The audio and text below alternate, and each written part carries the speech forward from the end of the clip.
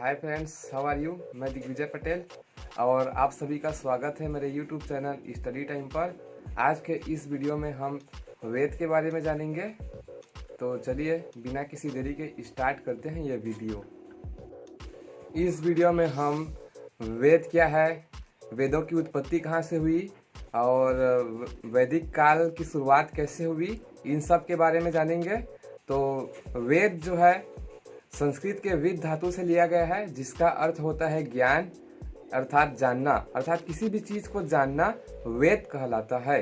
चलिए अब आगे देखते हैं कि इसकी शुरुआत कहाँ से हुई।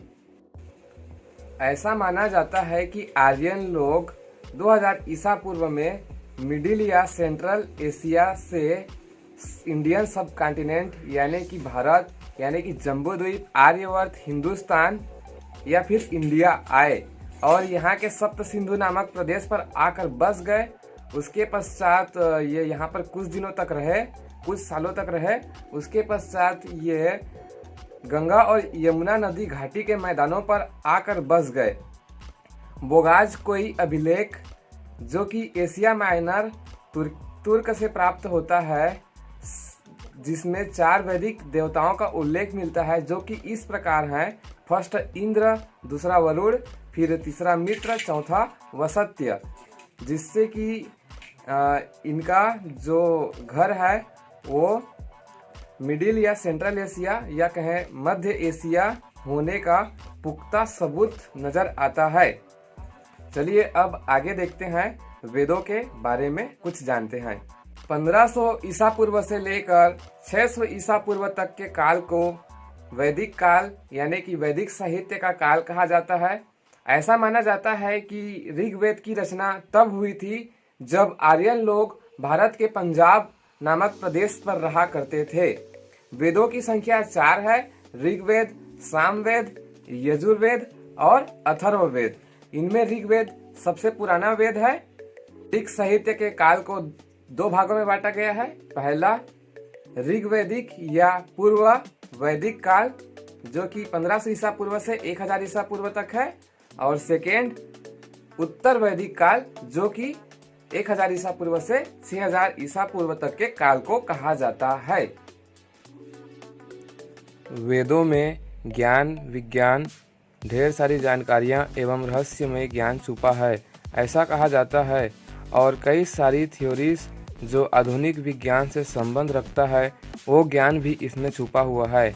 आज वेदों के ऊपर विदेशों में भी शोध चल रहा है और उनमें छुपे रहस्य को ढूंढने में लगे हुए हैं।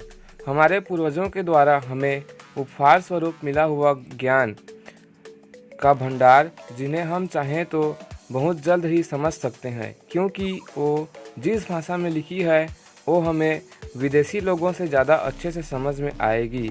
पर अफसोस, जिसके पास हीरा होता है ना, वो हीरे की कदर नहीं करता।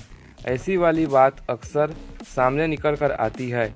पर कोई बात नहीं, मैं हूँ ना आपका दोस्त, जो आपको वैदिक साहित्य और काल के बारे में बहुत सारी जानकारियाँ बताएगा, ताकि आप भी इन रहस्यमय जानकारियों से अनभिज्ञ न रहें। तो चलिए बिना किसी देरी के शुरुआत करते हैं। वैदिक साहित्य के काल को 2 भागों में बांटा गया है: ऋग्वैदिक काल या पूर्व वैदिक काल 1500 से 1000 ईसा पूर्व, और सेकेंड है उत्तर वैदिक काल, जो कि 1000 से 600 ईसा पूर्व तक का काल है। यहाँ पर ईसा पूर्व से आप ईसा पूर्व का मतलब नहीं जानते होंगे, तो ये ठीक माइनस के जैसा ही है। मैं 1500 से 1000 ईसा पूर्व इसलिए बोल रहा हूँ क्योंकि वो -1500 से -1000 है। ठीक ऐसा टाइप का है, क्योंकि वो ईसा सन के पहले है। जो ईसा मसीह का जन्म हुआ था उसके पहले के कालखंड को ईसा पूर्व बोलते हैं और उसके बाद के कालखंड को ईसा बोलते हैं। ठीक, तो वैसे ही है। ऋग्वैदिक या पूर्व वैदिक काल जो है उसकी 1500 से 1000 ईसा पूर्व तक है, और सेकेंड जो उत्तर वैदिक काल है उसकी कालखंड जो है 1000 से 600 ईसा पूर्व तक है। ठीक, वेदों को ठीक ठाक से समझने के लिए आप लोगों को 4 चीज़ों का अध्ययन करना पड़ेगा, जो कि इस प्रकार हैं। पहला तो वेद या संहिता, वेद को संहिता भी बोला जाता है। ठीक, सेकेंड ब्राह्मण ग्रंथ, थर्ड अरण्यक, और फोर्थ उपनिषद या फिर वेदांग। उपनिषद को ही वेदांग बोला जाता है। ऐसा माना जाता है कि पहले वेदों को लिखा नहीं गया था, उन्हें एक जनरेशन से दूसरे जनरेशन तक मौखिक रूप से ट्रांसफ़र किया जाता था।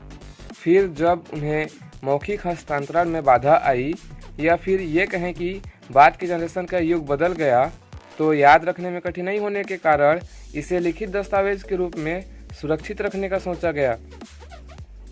वेदों को श्रुति भी कहा जाता है क्योंकि उन्हें तब के ज़माने में सीधा सुनकर मस्तिष्क पटल पर याद कर लिया जाता था। चलिए अब चारों वेदों के बारे में थोड़ी थोड़ी जानकारियाँ इकट्ठा कर लेते हैं कि आखिर ये है क्या। ऋग्वेद। ऋग्वेद को इतिहासकार हिंद यूरोपीय इंडो यूरोपियन भाषा परिवार की पहली रचना मानते हैं। यह संसार के उन सर्वप्रथम ग्रंथों में से एक है जिसकी किसी न किसी रूप में मान्यता आज तक समाज में बनी हुई है। इसमें 10 मंडल हैं, बालखिल्य सहित 1028 सूक्त हैं और 10,627 मंत्र हैं। परंतु मंत्र संख्या के विषय में विद्वानों के बीच मतभेद अब भी जारी है। इसमें देवताओं के यज्ञ में आह्वान के लिए मंत्र हैं। यह एक प्रमुख हिंदू ग्रंथ है। ऋग्वेद में मृत्युंजय मंत्र वर्णित है। विश्वविख्यात गायत्री मंत्र का वर्णन भी इसमें किया गया है। ऋग्वेद को इतिहास की दृष्टि से भी एक महत्वपूर्ण रचना माना गया है। ईरानी अवस्था की गाथाओं का ऋग्वेद के श्लोकों के जैसे स्वरों में होना, जिसमें हिंदू देवताओं अग्नि, वायु, जल, सोम आदि का वर्णन है। ऋग्वेद ही विश्व का सबसे पहला ग्रंथ है। ऋग्वेद में 33 कोटि यानी कि 33 प्रकार के देवी देवताओं का उल्लेख है। अस्तोमा सद्गमय वाक्य ऋग्वेद से लिया गया है।